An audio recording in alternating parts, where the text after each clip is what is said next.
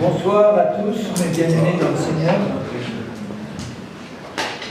Continuons à étudier ce que l'apôtre Paul nous enseigne dans sa parole sur la manière de ne plus marcher selon la chair, mais de marcher selon l'esprit, parce que c'est comme cela que nous allons pouvoir glorifier Dieu vraiment dans nos vies et dans ce monde. Que Christ en nous, l'espérant de la gloire, puisse être pleinement manifesté au travers de nous. Qu'il n'y ait pas d'obstacle à la manifestation du Seigneur Jésus dans nos vies et dans l'Église. Hier, j'ai commencé à parler de ce sujet en insistant sur l'importance de bien comprendre la différence entre l'âme et l'esprit. Puisque nous sommes composés d'un esprit, d'une âme et d'un corps. Je vous ai dit que le corps, c'est facile à comprendre ce qu'il est, mais l'âme et l'esprit, ce n'est pas toujours le cas. Et je rappelle la définition que j'ai donnée de l'âme. L'âme, c'est notre être intérieur conscient, ordinaire, normal. On est conscient que nous avons un être intérieur qui pense, qui réfléchit, qui éprouve des sentiments, des passions, une volonté, mais on n'est pas toujours conscient de ce que c'est que l'esprit. Et je vous ai expliqué hier que notre esprit, c'était, d'après ce que Paul nous explique, un homme ou une femme intérieure complet. Un homme spirituel, fait d'une substance spirituelle et non pas matérielle. Et cet esprit est créé par Dieu pour nous mettre en contact avec le monde spirituel. Et un chrétien est en contact avec le monde spirituel de Dieu par son esprit, qui est le lieu très saint où réside le Saint-Esprit quand nous naissons de nouveau en Christ. J'ai expliqué aussi que lors de la nouvelle naissance, c'est-à-dire un acte souverain de Dieu que lui seul accomplit au moment où nous nous repentons de nos péchés, que nous arrivons pécheurs de nature en la présence du Seigneur, que nous entendons l'évangile de Christ, que nous sommes touchés par le Saint-Esprit dans notre cœur et que nous nous repentons de nos péchés. À ce moment-là, le Saint-Esprit, le Seigneur efface tous nos péchés par le sang précieux de Jésus et il accomplit une œuvre créatrice que lui seul peut faire. Il prend ce que Paul appelle notre vieil homme, c'est-à-dire notre esprit avant sa nouvelle naissance, qui était coupé de Dieu, qui était dans les ténèbres, qui était sous la domination du péché et de Satan. Il le fait mourir et il recrée immédiatement un esprit nouveau qu'il appelle l'homme nouveau en Christ, qui est justice de Dieu en Christ, qui est créé dans une justice et une sainteté parfaite que produit la vérité de Dieu en nous. Et nous devons bien comprendre donc que dans l'esprit, nous sommes, dès notre nouvelle création, dès notre conversion, dès notre nouvelle naissance, nous sommes recréés à l'image de Dieu, participant de la nature divine. Notre esprit est établi dans les cieux, assis dans les lieux célestes en Christ. Je vais vous lire 2 ou 3 passages où Paul donne une définition de cet esprit nouveau que nous sommes en Christ. Par exemple, dans 2 Corinthiens 5 et au verset 17, il dit ceci: si quelqu'un est en Christ, il est une nouvelle création. Et c'est notre esprit qui est une nouvelle création. Notre âme ne change pas le jour de notre conversion, ni notre corps. Il peut recevoir une bénédiction, mais il n'est pas fondamentalement changé. Tandis que notre esprit est recréé à neuf, il devient une nouvelle création. Les choses anciennes sont passées dans notre esprit, pas dans notre âme ni notre corps. Toutes choses sont devenues nouvelles dans notre esprit, et tout cela vient de Dieu. C'est lui qui est l'initiateur, qui nous a réconciliés avec lui par Christ. Et au verset 21, il dit: celui qui n'a pas connu le péché, il l'a fait devenir péché pour nous sur la croix, dans son corps, pas dans son esprit. Jésus n'est pas devenu péché dans son esprit, comme certains l'enseignent à tort. S'il était devenu péché dans son esprit, il serait mort spirituellement dans son esprit, et comme il est Dieu, il ne peut pas mourir spirituellement. Il ne peut pas mourir spirituellement, et c'est la raison pour laquelle il a dû s'incarner dans un corps de chair semblable au nôtre, parce que la seule partie de son être qui pouvait mourir, c'est son corps. Il a pris nos péchés dans son corps sur le bois, dit 1 Pierre 2, 24, afin que, étant morts au péché en lui, nous puissions vivre pour la justice, parce qu'il nous a recréés à son image, et nous devenons en lui, afin que nous devenions en lui justice même de Dieu, participant de sa nature, directement unis à Christ, un seul esprit avec lui, par notre nouvelle nature que nous recevons en lui. Un peu plus loin, dans Éphésiens, je vous l'ai lu hier, mais je le répète ce soir, Éphésiens 4 et au verset 24, il demande aux chrétiens de se revêtir, de laisser sortir cet homme nouveau que nous sommes à l'intérieur, et il le définit comme étant créé. Créé, ça veut dire qu'au moment de notre nouvelle naissance, il y a une nouvelle création qui se fait. Selon Dieu, ça veut dire à l'image de Dieu, qui est Christ lui-même, créé dans une justice et une sainteté que produit la vérité. Et cette justice, elle est parfaite, et cette sainteté, elle est parfaite. Et c'est pour ça que Paul, quand il s'adresse aux Corinthiens, qui étaient pourtant si charnels, quand il s'adresse aux Philippiens, quand il s'adresse aux différentes églises, il dit « Vous les saints qui êtes à Corinthe, vous les saints qui êtes à Mont-de-l'Ange, vous les saints qui êtes partout, nous sommes saints par notre nouvelle création en esprit. » Bon, ceci dit, nous ne sommes pas toujours saints dans notre vie pratique, mais par la création de Dieu, nous sommes saints déjà à l'intérieur dans notre esprit. Dans l'Épître aux Colossiens, quelques pages plus loin, au chapitre 3 et au verset 9, il exhorte les Colossiens à ne pas mentir les uns aux autres, vous étant dépouillés du vieil homme et de ses œuvres, qui sont les œuvres de la chair, et ayant revêtu, l'ayant laissé paraître à l'extérieur, l'homme nouveau. Et là, il donne aussi une définition de cet homme nouveau qui se renouvelle.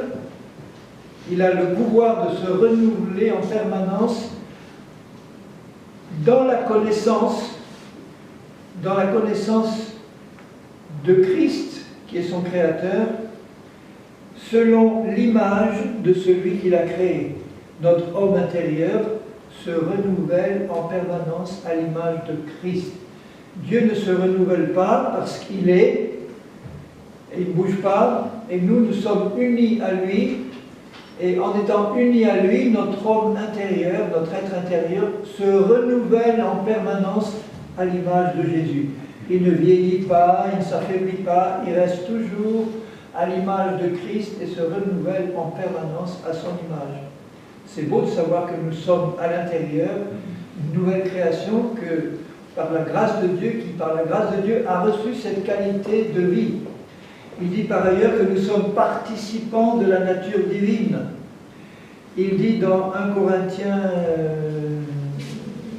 6,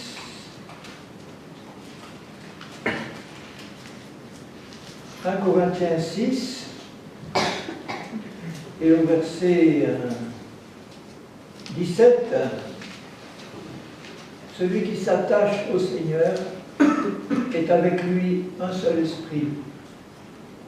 Notre esprit régénéré est un seul esprit avec Christ, tout en étant deux, de même que le Père, le Fils et le Saint-Esprit, tout en étant trois, sont un seul Dieu. Rappelez-vous la prière que Jésus fait dans Jean 17, quand il dit à son Père, « Seigneur, qu'il soit un, comme nous sommes un, toi en moi, moi en toi, que nous tous, nous puissions être un, de la même manière que le Père et le Fils sont un. » Et nous ne pouvons être un que dans notre esprit régénéré, qui a la même qualité pour chacun de nous. Notre esprit que nous avons à l'intérieur, recréé à l'image de Christ, est parfaitement pur et saint. Et si nous tous, nous arrivons à nous placer par la foi dans cet être intérieur que nous sommes en Christ, et à réaliser la pureté, la sainteté qu'il nous a donnée dans notre nouvelle nature, Et dans la mesure où nous arrivons à marcher dans cette réalité-là, nous voyons l'unité de l'Esprit se manifester d'une manière merveilleuse dans l'Église, parce que tout ce qui est charnel à ce moment-là disparaît. Et c'est ça que Dieu veut voir manifester dans la vie de son Église. Alors maintenant, une chose que je répète souvent, parce que je vois qu'il y a une difficulté souvent à bien la comprendre, c'est que par notre naissance sur cette terre, nous avons reçu une personnalité que nous connaissons bien depuis notre enfance jusqu'au moment où nous arrivons au Seigneur. Nous avons conscience que nous avons une personnalité, et cette personnalité, elle a été formée, elle a été façonnée par notre hérédité, parce que nous avons reçu par nos parents et nos ancêtres. Il y a une hérédité qui se transmet dans cette personnalité, et ensuite par tout ce que nous avons vécu sur la terre, par les bonnes ou les mauvaises choses que nous avons vécues, et surtout les mauvaises, les traumatismes, les problèmes qu'on a vécus dans notre enfance, dans notre adolescence, dans notre passé. Tout ceci a formé dans notre âme une personnalité dont nous sommes conscients et qui forme la personne que nous sommes. On a une vision de cette personnalité qui est plus ou moins bonne, mais enfin en tout cas nous savons qui nous sommes dans cette personne avec nos qualités, nos défauts et ce que nous sommes. Et quand on arrive au Seigneur et qu'on reçoit dans notre esprit la nouvelle personne que nous sommes en Christ, on doit comprendre qu'il y a une grande différence entre la personne que nous sommes dans notre tête quand nous arrivons au Seigneur et la nouvelle personne que Dieu crée en nous dans notre esprit. C'est aussi différent que le jour et la nuit. Notre ancienne personne a été façonnée par le péché, elle est née dans le péché, elle a grandi dans le péché, elle a été contrôlée par Satan, par la chair, par le monde. Et voilà que maintenant nous arrivons au Seigneur et que le Seigneur nous dit dans sa parole, maintenant j'ai fait de toi une nouvelle personne. Et cette nouvelle personne, nous ne la connaissons pas quand nous arrivons au Seigneur. Cette nouvelle personne qui est semblable à Christ, beaucoup de chrétiens ont du mal de réaliser qu'ils sont en réalité cette nouvelle personne à l'intérieur. Leur vieil homme, c'est-à-dire leur esprit avant sa nouvelle naissance, a été remplacé par une nouvelle personne, un homme nouveau, mais le vieil homme que nous étions avant a eu le temps de façonner cette personne que nous sommes dans notre conscience en arrivant au Seigneur. L'esprit ancien a été remplacé par un nouvel esprit, mais au niveau de notre âme, tout ce que l'esprit ancien avait construit dans notre personnalité reste là. Et au niveau de notre âme, il y a des forteresses qui sont là établies dans nos pensées, dans nos raisonnements, dans l'image qu'on a de nous.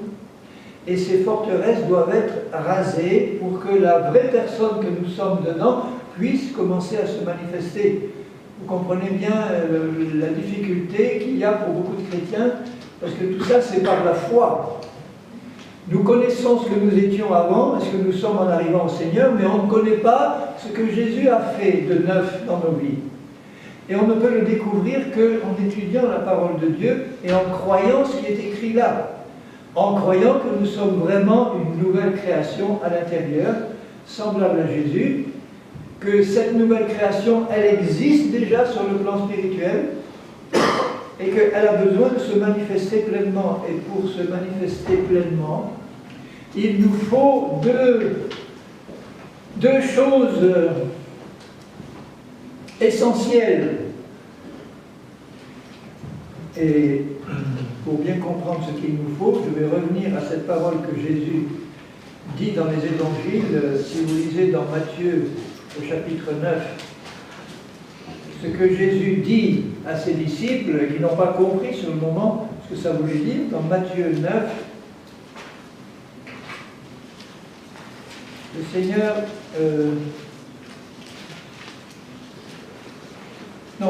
Luc 9, excusez-moi, Matthieu, Luc.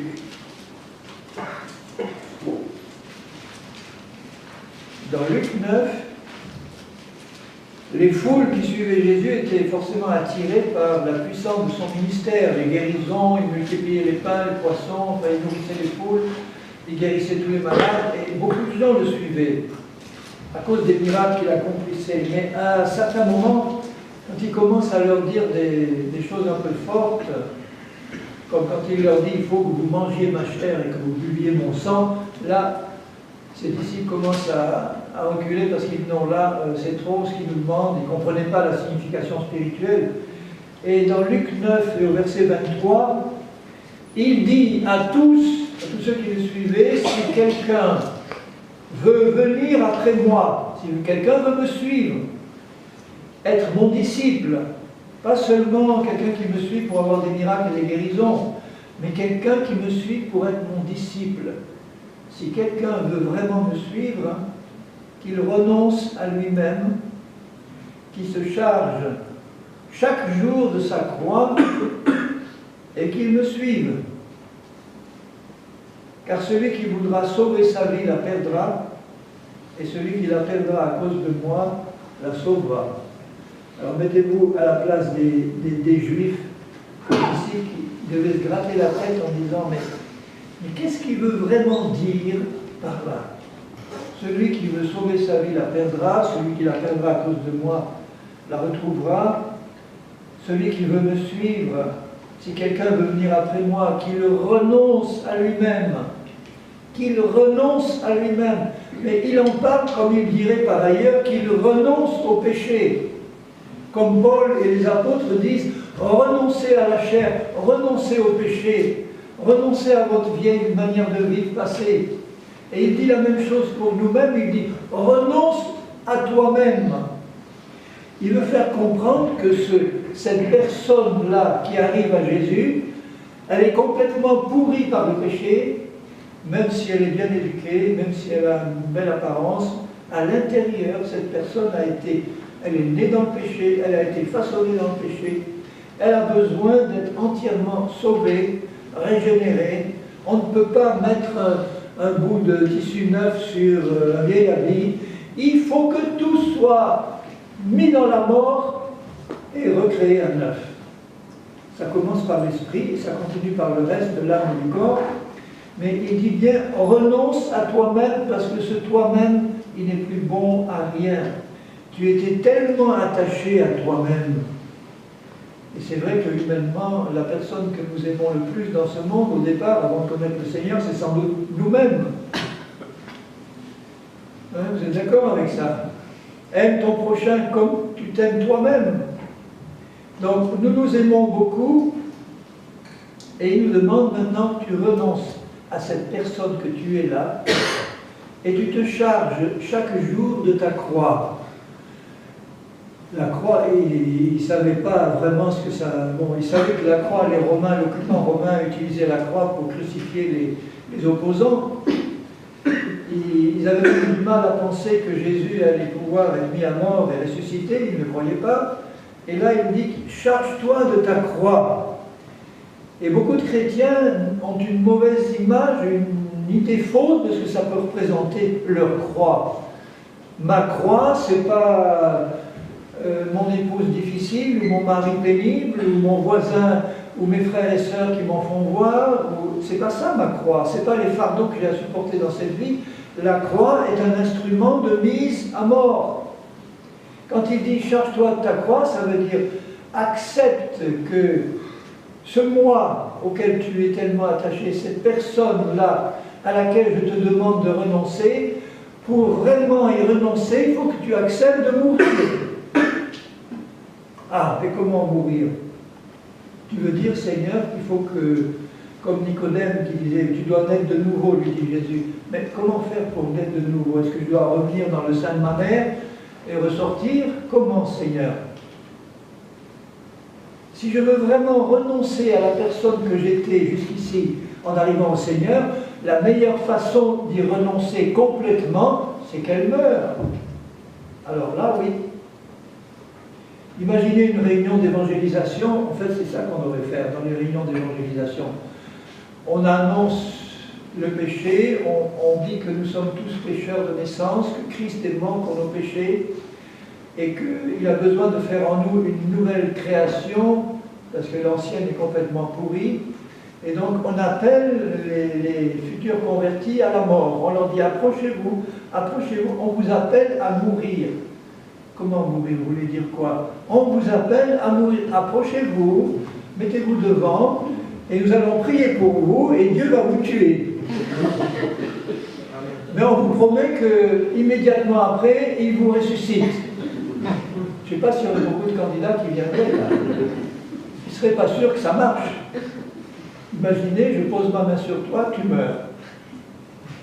Et ensuite on prie Dieu qui te ressuscite. Et il va le faire. Mais c'est exactement ce qui se passe quand il y a une nouvelle naissance.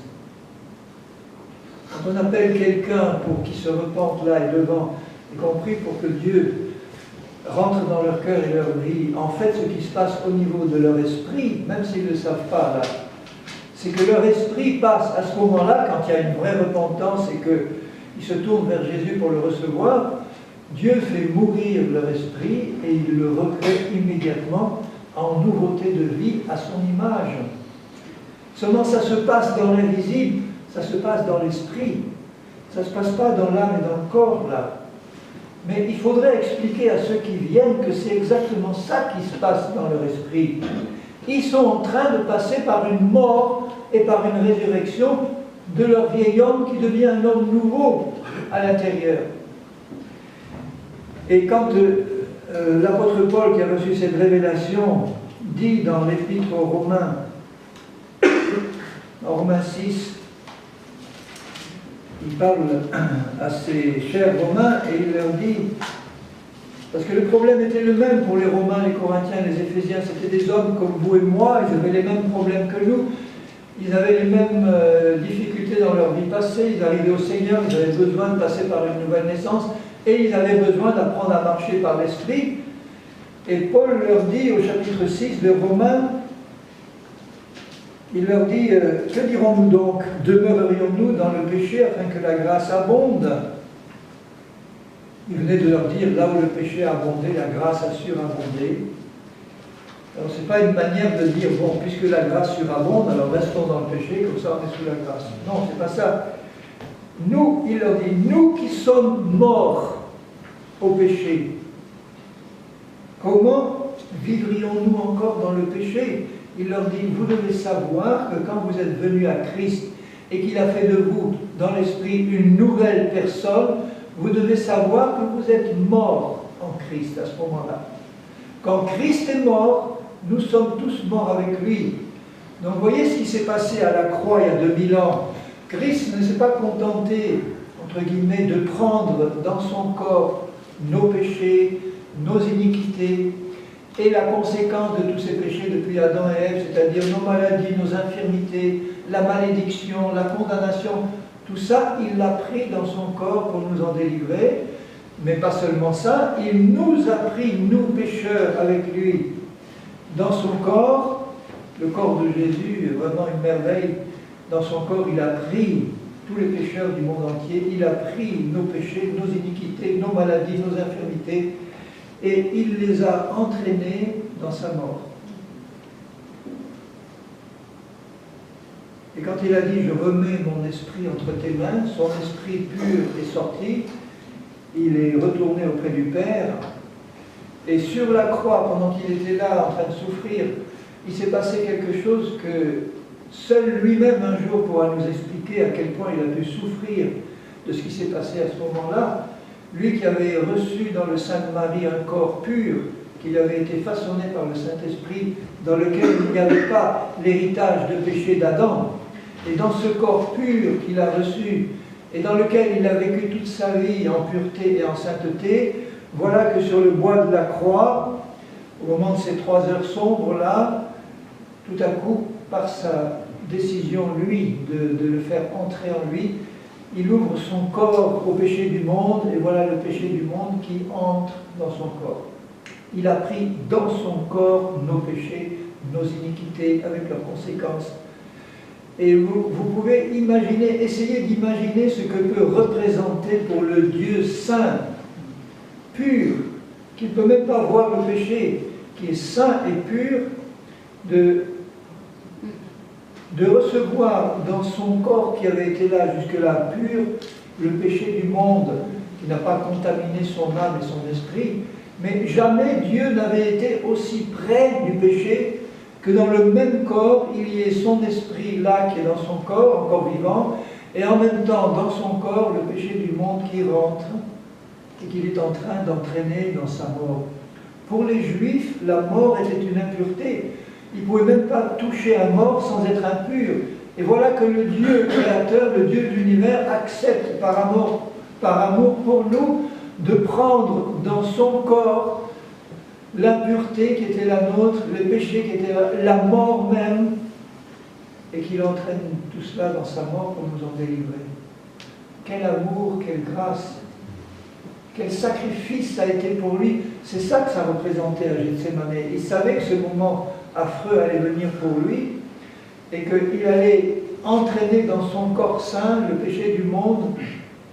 Et quand il est mort, qu'est-ce qui s'est passé? Et tout le péché du monde qui était dans son corps, il ne l'a pas amené auprès de son Père avec lui. Ce péché du monde-là, ces impuretés, sont retournées à Satan, à sa mort. Son corps physique est allé dans la tombe, en attendant la résurrection. Son esprit est allé auprès du Père, enfin il est allé faire ce qu'il avait à faire pendant ces 3 jours. Et le péché du monde qu'il avait pris dans son corps est retourné à Satan. On en a été légalement délivrés. Et ce qu'il a pris, nous, les pécheurs, qu'il a pris dans son corps, au moment où il est mort, qu'est-ce qu'ils sont devenus tous ces pécheurs-là qu'il avait pris en lui? Ils sont morts. Terminés. Nous avons dû attendre les 3 jours pour pouvoir ressusciter, et quand il est ressuscité, il nous a recréés vivants avec lui, et il nous a ressuscités avec lui. C'est ce que Paul dit ici. Alors regardez, je lis maintenant avec ce que j'ai expliqué, quand il dit ignorez-vous, parce que beaucoup de chrétiens l'ignorent, nous ne devons plus l'ignorer, nous. Ignorez-vous que nous tous qui avons été baptisés, ça veut dire plongés, il ne parle pas du baptême d'eau là, nous tous qui, baptiso c'est plongé, nous tous qui avons été plongés en Jésus-Christ, dans la croix on a été plongés en lui et il nous a entraînés dans sa mort. Ignorez-vous que c'est dans sa mort que nous avons été plongés pour mourir avec lui, de manière à ce que notre vieil homme pourri par le péché puisse mourir avec lui et disparaître de la circulation, pour que la nouvelle création puisse venir à sa résurrection. Nous avons donc été ensevelis avec lui par le baptême dans sa mort, afin que, comme Christ est ressuscité des morts par la gloire du Père, de même nous aussi, nous marchions en nouveauté de vie. Il emploie le mot marcher. Marcher par l'esprit, c'est marcher dans une vie de ressuscité, de résurrection. Et on ne peut pas marcher dans une vie de résurrection si nous ne savons pas qu'à l'intérieur, dans notre nouvelle nature, nous sommes déjà morts et ressuscités en Christ. La croix, c'est là où ça s'est passé, cet instrument de mort. Et se charger de sa croix, c'est accepter de renoncer par la foi à tout ce que j'étais avant comme personne venue dans ce monde en tant que pécheur, pour réaliser que Dieu a recréé en Christ, et qui m'a donné à ma nouvelle naissance, une nouvelle personne entièrement neuve, à son image, qui ne peut pas se manifester si je ne renonce pas à ce que j'étais avant, complètement. Je dois oublier qui j'étais avant, pas oublier de manière absolue, au sens de celui qui perd la mémoire, mais de dire, bon, la personne que j'étais avant de me convertir, et même après, ou que je peux encore rester maintenant, cette personne que j'avais toujours dans ma tête et dans ma conscience, avec ses imperfections, avec ses défauts, ses qualités, on voudrait bien garder les qualités qu'on avait avant dans la nouvelle personne, mais ça ne marche pas ça avec Dieu. Tout doit disparaître. Avant ma conversion, j'étais un homme très patient. Et je m'imaginais que dans ma nouvelle nature, Dieu pouvait conserver la patience que j'avais avant, dans mon ancienne nature, comme